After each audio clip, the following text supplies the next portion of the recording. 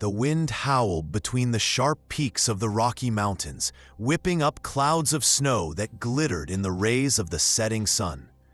Mike Donovan pressed himself against the rock, trying to hear something through the roar of the blizzard. Somewhere in the White Veil, a faint radio beacon signal sounded, the only thread leading to the missing group of tourists. "Base, I'm almost at the coordinates," he rasped into the radio, fighting against the wind gusts. Visibility about 5 meters, temperature dropping. His own breath was turning into ice crystals on his beard, and his fingers, despite wearing the best climbing gloves, were beginning to go numb. "Copy that, Mike," replied Sarah's familiar voice from the coordination center. "Be careful. According to the weather station, the storm is intensifying. Are you sure you don't want to wait for backup?" Mike clenched his teeth. 6 months ago, he would have immediately answered yes. But now every member of the rescue team knew that Mike Donovan no longer trusted partners. Not after that night in March, when everything went wrong. "Negative, Base. Signal's getting stronger. I'm close." Time is a critical factor. Moving along the rocky ledge, Mike tried to push away memories of that March evening, about how his partner panicked at the crucial moment, how the young climber they were trying to save fell from the rope, how he had to descend into the gorge alone, knowing he could no longer help. Suddenly, the radio beacon signal became clearer. Mike turned on his powerful flashlight, its beam barely penetrating through the blizzard. And then he saw it, a bright red patch of tent, almost completely buried in snow. "Base, I found them!" he shouted into the radio, rushing forward. Tent partially buried in snow, beginning excavation. The next minutes turned into a blur of actions. Mike worked with the shovel like a madman, digging through the dense snow. His hands were shaking from fatigue, but he couldn't stop. Not this time. He wouldn't lose anyone else. When he finally reached the tent entrance, his heart was pounding like crazy. Inside, curled up in a ball and wrapped in all available blankets, lay 3 tourists, pale but alive. "Base, found 3 victims," he exhaled into the radio. "Conscious, but showing signs of hypothermia. Need helicopter evacuation as soon as weather permits." While Mike was administering first aid to the tourists and preparing them for a possible long wait, he heard a strange sound. At first, he thought it was just the wind playing with his tired mind, but the sound repeated, a low growl coming from somewhere above. The flashlight beam caught a pair of eyes glowing with a yellow reflection. On a rock ledge about 10 meters from the tent sat a young mountain lion.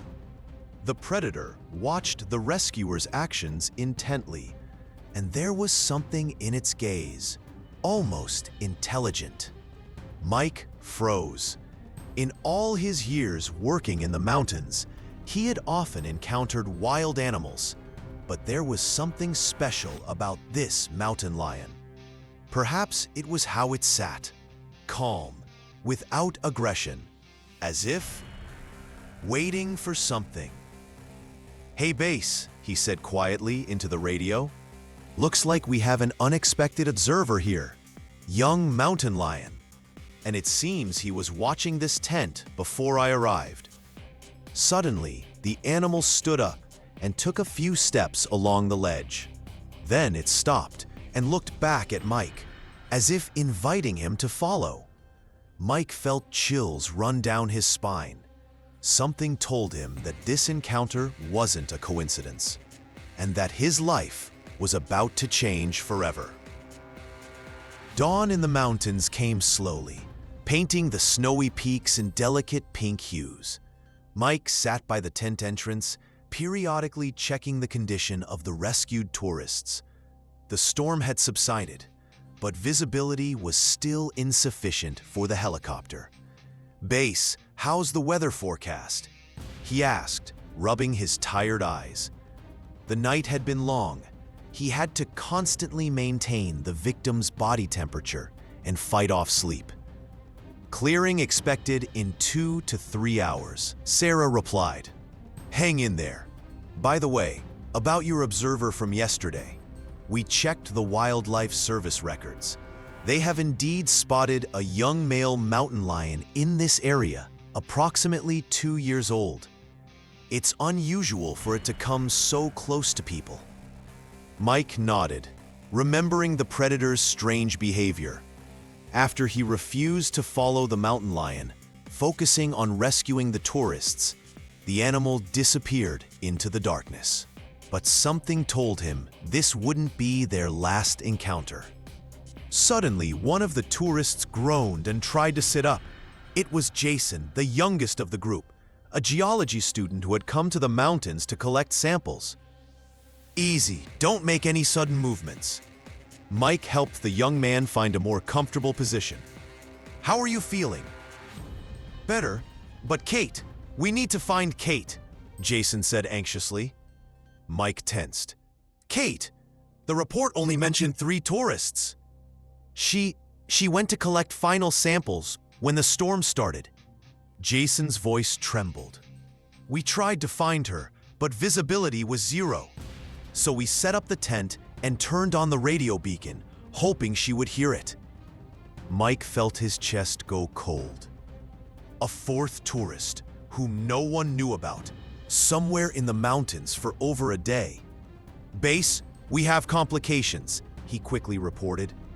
There's a 4th victim, Kate, a geologist, separated from the group before the storm. Need additional search teams. Before he could finish transmission, he heard the familiar growl.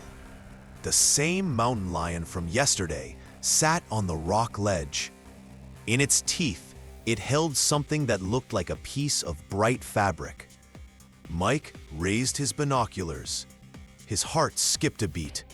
It was a fragment of an orange jacket, exactly like the ones worn by other members of the geological expedition. Jason, what color was Kate's jacket? Orange, standard university equipment. The mountain lion moved along the ledge again, looking back occasionally. This time, Mike didn't hesitate. Base, I'm following the trail. Looks like our observer from yesterday knows something about the missing tourist. 2 victims stable, 3rd conscious. We'll transmit GPS coordinates. Mike, that's too risky. Sarah's voice sounded worried. Wait for backup. You can't trust a wild animal. Trust.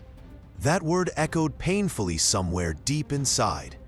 For the past 6 months, he hadn't trusted anyone, neither partners nor himself. But now, looking into the eyes of this strange beast, he felt something different, something he couldn't explain. Sorry, Sarah, but if Kate's alive, every minute counts, and I feel I need to follow him. After checking his equipment and leaving the tourists with food and water supplies, Mike shouldered his backpack. The mountain lion waited, sitting on the edge of the ledge, still holding the piece of jacket in its teeth. All right, buddy, Mike said quietly, getting out his climbing gear. Show me the way. He didn't know if the animal understood him, but when he started climbing up to the ledge, the mountain lion slowly moved forward, choosing a path among the rocks. Suddenly, a gust of wind brought a distant sound, either a moan or an echo between the stones. The mountain lion perked up its ears and quickened its pace. Mike gripped his ice axe tighter. Time was of the essence, and each step could mean the difference between life and death. The climb was getting more difficult. The sun had risen high enough to blind with reflections off the snow, forcing Mike to repeatedly shield his eyes with protective goggles. The mountain lion moved ahead, occasionally stopping and waiting for the rescuer, still holding the piece of orange jacket in its teeth. Base, I've climbed approximately 300 meters above the evacuation point, Mike reported, breathing heavily. Heading northeast, There's a system of small caves and crevices here. Copy that. Sarah's voice sounded tense. Search team is already en route. Helicopter will be ready for takeoff in 40 minutes. Mike, be careful. We don't know why this mountain lion is behaving this way. Suddenly, the animal stopped abruptly, crouching low. Mike instinctively froze, scanning the surroundings. Something had changed in the predator's behavior. It no longer looked like a calm guide. The mountain lion's muscles tensed, ears flattened against its head. And then Mike heard it, a muffled rumble growing somewhere high above them. Looking up, he saw the first chunks of snow beginning to slide down the slope. "Avalanche!" he shouted into the radio, already rushing toward the nearest rock outcropping. But the mountain lion suddenly darted in the opposite direction, still holding the piece of jacket. Time stretched like rubber. Mike faced a choice: run to the relatively safe shelter, or trust the animal that seemed to be leading him straight into the path of the elements. 6 months of painful memories about trust that led to tragedy weighed heavier than his backpack. He ran after the mountain lion. They were running along a narrow ledge when the first waves of the snow avalanche were already covering the slope behind them. The mountain lion sharply turned into a small crevice, almost invisible under the rock overhang. Mike dove after it, feeling at the last moment how the powerful air current from the passing avalanche nearly tore the helmet from his head. His heart was pounding wildly when he turned on his flashlight. The crevice turned out to be the entrance to a small cave extending into the rock. And there, curled up near the far wall, lay a woman in an orange jacket. "Kate!" Mike rushed to her, already pulling out his first aid kit. "Base, I found her. Cave at coordinates." He looked at his GPS navigator, but there was no signal. Damn! Checking the girl's vital signs, he watched the mountain lion from the corner of his eye. The predator sat by the cave entrance, placing the torn piece of jacket nearby, as if having completed its mission. In the dim flashlight beam, Mike noticed what he hadn't seen before: fresh scratches on the animal's side and a slight limp in its front paw. "You were hiding here from the storm too, weren't you?" he said quietly, taking out a thermal blanket for Kate. "And you found her before we did." The mountain lion blinked, and something like understanding flashed in its eyes. It slowly stood up and took a step toward the exit, but suddenly staggered, its injured paw twisted on the uneven stones. Mike froze. Before him was an injured wild animal, large and strong enough to cause serious harm with one swipe of its paw. But this same animal had just saved his life and led him to the injured tourist. "All right, buddy." He slowly took out pain relief gel and bandages from the first aid kit. "Looks like we're all stuck here until the avalanche settles. So maybe I could take a look at that paw." The mountain lion looked at him with a long, evaluating gaze. Then, as if making a decision, slowly lowered itself onto a rock, extending its injured paw. At that moment, Kate groaned and opened her eyes. Her gaze focused on the strange scene: a rescuer preparing to provide first aid to a wild mountain lion in a dimly lit cave. "Am I still hallucinating?" she whispered through dry lips. "No," Mike replied, taking out his water flask. "Sometimes, to save someone, you have to believe in the impossible." "This is incredible," Kate whispered, watching Mike carefully bandage the mountain lion's paw. He's really letting you do this?" Mike slowly finished the bandaging, trying not to make any sudden movements.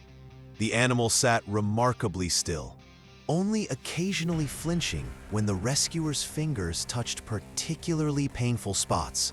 "Seems so," he replied, moving back to a safe distance. "Though I still can't believe it myself." How are you feeling? Better? Kate tried to sit up, wincing in pain. I think I twisted my ankle when trying to find shelter from the storm. Then I saw this cave, and him. She nodded toward the mountain lion. At first I was terrified to death, but he just lay there, in the far corner, also hiding from the weather. And then I lost consciousness. Mike took out his radio, trying again to contact the base, but unsuccessfully. The thick cave walls blocked the signal, and the exit was partially buried in snow after the avalanche. "We'll have to wait," he said, assessing the situation. "I have enough equipment to last several days, but—" A sudden rumble interrupted his words. The ground beneath their feet trembled slightly, and small stones fell from the cave ceiling. The mountain lion rose sharply, ears alert and pointed upward. "What was that?" Kate asked anxiously. "Sounds like another avalanche." Mike quickly shone his flashlight at the cave ceiling. "And that's bad news. The weight of the snow above could trigger." A new rumble, louder than the previous one, shook the cave. This time, several large rocks fell from above. "We need to move deeper," Mike shouted, grabbing his backpack and helping Kate stand. "This part of the cave might collapse." The mountain lion was already running deeper into the cave, its eyes glowing in the darkness like two yellow lanterns. Mike put Kate's arm over his shoulder, and they hurried after it. Behind them came a deafening crash. Part of the ceiling had indeed collapsed, cutting off the path to the exit. The flashlight beam caught eerie shadows in the darkness. The cave turned out to be deeper than it initially appeared, branching into several narrower tunnels. The mountain lion confidently chose one of them, occasionally stopping and looking back, as if checking whether the humans were keeping up. "How does he know where to go?" Kate whispered when they stopped to catch their breath. "Perhaps he's explored these caves before," Mike replied, taking out his water flask. "Mountain lions often use cave systems as shelter, but there's something strange. Usually, they avoid humans. This one behaves as if he wants to help us," Kate finished. "I'm a biologist, specializing in geology, but I've read about cases of unusual behavior in wild animals.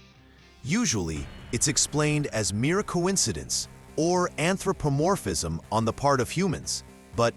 Her words were interrupted by a distant sound, a barely audible noise of water coming from the depths of the tunnel. "Underground river." Mike stood up, listening. "This could be good and bad. Good, because where there's a river, there's often an exit to the surface. Bad, because after the avalanche, the water level might rise sharply from melting snow."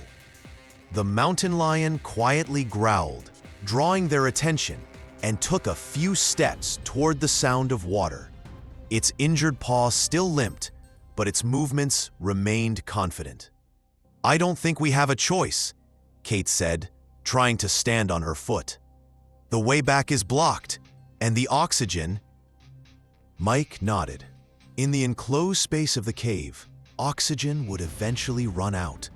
They had to move forward. Taking rope from his backpack, he suddenly caught himself thinking that for the first time in 6 months, he wasn't doubting his decision to trust another living being, even if that being was a wild predator with an injured paw. "All right," he secured the rope around Kate's waist, creating a safety line. "We move slowly and carefully, and pray that our mysterious guide knows what he's doing." The sound of water grew louder. In the narrow tunnel, every falling drop echoed. Every rustle of stone under their feet reverberated. Mike periodically checked the oxygen level with a special sensor. The readings were slowly but steadily dropping. "Tell me about your expedition," he asked Kate, helping her step over another rocky outcrop. "What exactly were you looking for in the mountains?" "We were investigating anomalous geological formations," she replied, breathing heavily. "There's a theory that in this region, there's a unique system of underground caves, formed not so much by water erosion as by tectonic shifts. This could explain the strange seismic readings our stations have been recording over the past few months." The mountain lion, walking ahead, suddenly stopped. Mike raised his flashlight higher, and the beam of light revealed a stunning sight. A huge underground hall with a black mirror of an underground lake in the middle. "Incredible," Kate whispered. "This is exactly what we were looking for. Look at these walls. They're unlike typical karst formations. And this geometric shape? Whoa." Her scientific enthusiasm was interrupted by a muffled rumble coming from somewhere above. A moment later, ripples ran across the lake's surface, and small stones fell from the ceiling. Another shift. Mike quickly surveyed the cave. And judging by the water level, "Kate, look at these marks on the walls. Do you see?" The biologist peered at the dark lines on the rocks. "Water levels. Oh God, you think?" "Melting snow from the avalanche. The water is rising." The mountain lion shifted uneasily from paw to paw, emitting a quiet growl. Its gaze was directed at the opposite side of the cave, where a narrow passage was visible in the wall. "There must be an exit there." Mike quickly checked his equipment. "But we'll have to cross the lake. I don't see a way around the edge." "How deep is it?" Kate tried to see the bottom, but the water was black as pitch. "Don't know." He took out a coil of thin cord with a weight from his backpack. "Let's check." After casting the weight, Mike began counting the meters of cord. At 15 meters, the weight reached the bottom. Good news, the bottom is level. Bad news, too deep to wade across. A new tremor shook the cave, stronger this time. Several large rocks fell from the ceiling, creating fountains of spray as they hit the lake. The water level noticeably rose. "I have an inflatable rescue raft," Mike began, quickly pulling out equipment. "Compact, designed for 2 people. But there's a problem." "The mountain lion," Kate finished. "He won't be able to—" "Exactly. Even if he agreed to get on the raft, his claws would instantly puncture the material." They looked at the animal.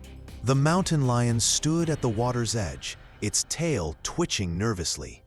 In the dim flashlight beam, it seemed that something more than animal survival instinct was reflected in its eyes. "Maybe he'll find another way," Kate said uncertainly. "Animals have—" Her words were drowned out by a deafening rumble. A huge chunk of rock collapsed from the ceiling, raising a wave that instantly flooded part of the shore. The mountain lion jumped back from the water, but its injured paw twisted on the wet stone. The animal fell, letting out a painful roar. Without thinking, Mike rushed to it. The water had already reached his knees, the icy cold penetrating to the bone. "Mike, no!" Kate screamed.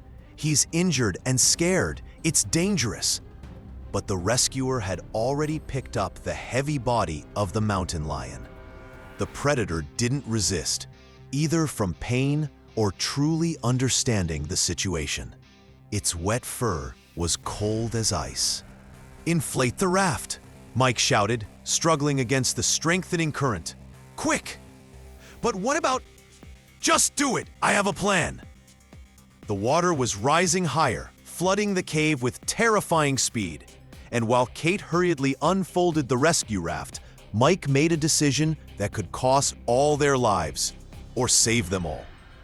The main thing was to convince not only Kate, but also the mountain lion himself. "Safety harness!" Mike shouted, holding the mountain lion in his arms. The freezing water now reached his waist, and the current was getting stronger. "Side pocket of the backpack!" Kate quickly reached the backpack, which lay on a relatively dry ledge next to the almost fully inflated raft. Her hands were trembling as she pulled out the climbing equipment. "What are you planning?" she asked, throwing the harness to Mike. "Something no safety instructor would ever approve of," he said through gritted teeth, trying to hold the mountain lion while securing the harness. "If he can't be on the raft, he'll be under it." Kate's eyes widened as she understood the plan. "You want to suspend him under the raft? That's insane." "We don't have a choice." Mike stroked the mountain lion's head, looking directly into its yellow eyes. "Listen, buddy, I need your trust. One more time." Strangely, the predator didn't resist when Mike began securing the climbing harness around its body. Perhaps it was too exhausted, or sensed this was the only chance for survival. "Kate, check if the raft is properly inflated," Mike commanded, fastening the last carabiners. "And prepare the paddles." A new wave flooded the hull, raising the water level by another half-meter. Now the water reached their chests, and even the mountain lion's massive body was starting to float. "Hold on," Mike whispered, securing the final carabiner to special loops on the raft's bottom. "You can do this. We all can." The system he created was both crazy and genius. The mountain lion hung in the safety harness under the raft, low enough to stay above water, but high enough not to touch it. Its claws couldn't damage the raft material, and the weight distribution even provided additional stability. "Get on the raft," Mike shouted to Kate, holding the construction steady. "And keep the flashlight aimed at that passage." Kate carefully climbed onto the raft, which now supported both her weight and the mountain lion's. The construction proved surprisingly stable. "Mike, hurry!" He was just about to climb onto the raft when a new collapse shook the cave.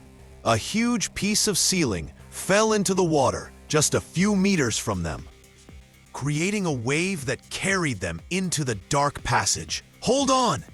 Mike barely managed to grab the raft's edge as the current swept them away. The next minutes turned into a crazy kaleidoscope of sensations.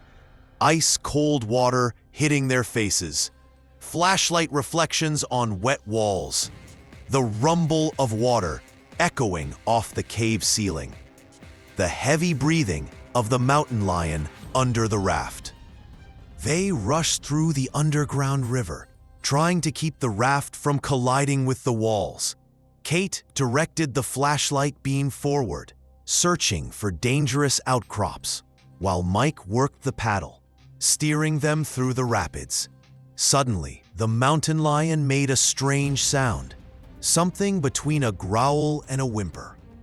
A moment later, Mike understood why. Light appeared ahead, weak, diffused, but undoubtedly daylight. "There's an exit," Kate shouted. But, oh no! The sound of water ahead changed, became deeper, more threatening. Mike felt his stomach drop. He knew that sound all too well. "Waterfall," he exhaled. "Hold on! Kate, grab my waist and don't let go, and pray there's enough depth below." The raft reached the edge of the underground waterfall and momentarily hung over the abyss. Mike caught a glimpse of blue sky, sunlit water foam below, and felt his stomach leap into his throat. And then they began to fall.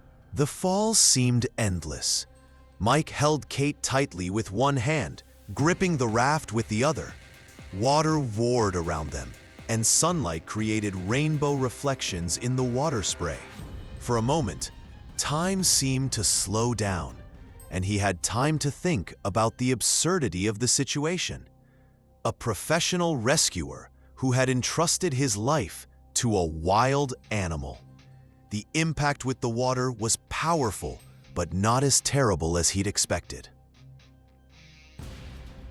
The depth proved sufficient to cushion their fall. The raft worked like a makeshift parachute, slowing their descent. When they surfaced, the first thing Mike heard was a loud helicopter. "Mike! Kate!" came Sarah's familiar voice from the loudspeaker. Sarah. "Hold on, we're lowering the rescue basket." They found themselves in a small mountain lake, surrounded by cliffs. The waterfall they had just fallen from cascaded from a height of about 15 meters. The raft was still afloat, and most amazingly, the mountain lion was still securely fastened beneath it. "Get him out first," Mike shouted, pointing to the mountain lion. "He's injured." The rescue team in the helicopter probably thought the cold water had clouded his mind, but Sarah, who knew the whole story, instantly understood the situation. "Lower the basket closer to the water," she commanded, "and prepare the tranquilizer, just in case." The next few minutes turned into a complex operation to rescue the unusual trio. First, they carefully lifted the mountain lion, which, to everyone's amazement, remained calm throughout the entire process. Then, they pulled out Kate, and finally, Mike. When the helicopter landed on the lake shore, they were already being waited on by a team of medics and rangers from the Wildlife Rescue Service. Kate was immediately wrapped in a thermal blanket as they began examining her injured leg. Mike, despite the medics' protests, didn't leave the mountain lion's side while the veterinarian examined its injured paw. "Never seen anything like this," the vet shook his head. "A wild mountain lion that allows itself to be examined, and with a professionally applied bandage? He's special," Mike said quietly, looking into the animal's eyes, "and he saved 3 lives today." "What will happen to him?" Kate asked, approaching them on crutches. "Physically, he'll be fine," the vet replied. "Ligament strain, a few scratches. He'll fully recover in a few weeks. But there's a problem. He's too accustomed to humans now. We might have to relocate him to a sanctuary." "No," Mike suddenly said firmly. "He's not accustomed to humans. He just understands them and knows how to trust." Sarah approached, holding a tablet with some documents. "I just spoke with rescue service leadership," she said. "Given the uniqueness of the situation, they've allowed us to implement an experimental program. If you're willing, Mike." "What program?" "Training search and rescue teams in interaction with wildlife. This case has proven it's possible under certain conditions. And we need a program coordinator, someone who already has experience with such interaction." Mike looked at the mountain lion, who lay calmly on the stretcher, occasionally glancing at him. Then at Kate, who was smiling, holding her field journal, already filled with notes about unusual animal behavior. At Sarah, who had watched him struggle with his demons for 6 months after that unfortunate accident. "On one condition," he said, "our friend stays in the mountains, free, but under observation." "I think that can be arranged," Sarah nodded. "After all, he's already proven he knows how to work as part of a team." The sun rose over the mountains, illuminating the waterfall they had just fallen from. The mountain lion slowly rose to its feet, shaking water from its fur. Its injured paw was still bandaged, but it was already bearing weight on it more confidently. "Thank you," Mike said quietly, looking into those intelligent yellow eyes, "for teaching me to trust again." The mountain lion blinked, and for a moment, Mike thought he saw something like a smile flash in the animal's gaze. Then, unhurriedly, the predator turned and began climbing the slope, occasionally looking back, as if checking if everyone was all right. "You'll see each other again," Kate said, standing next to Mike. "Something tells me he'll be visiting the rescue station quite often now." Mike smiled, watching the mountain lion's silhouette dissolve in the morning mist. For the first time in many months, he felt whole again. Sometimes, to believe in yourself again, you first need to believe in the impossible. And sometimes, the best lessons in trust come from those you least expect. "Bass, I'm coming back," he said into the radio in his usual professional tone. And yes, this time, I worked as part of a team. Sarah smiled hearing these words. She knew. Her friend had finally returned, and not alone. Promised completely. To Sarah, never to fight. Believe it or not, that is what trust men in this world. Trust-making saves everyone. Mike smiled, watching the mountain lion's silhouette dissolve in the morning mist. For the first time in many months, he felt whole again. Sometimes, to believe in yourself again, you first need to believe in the impossible. And sometimes, the best lessons in trust come from those you least expect. "Bass, I'm coming back," he said into the radio.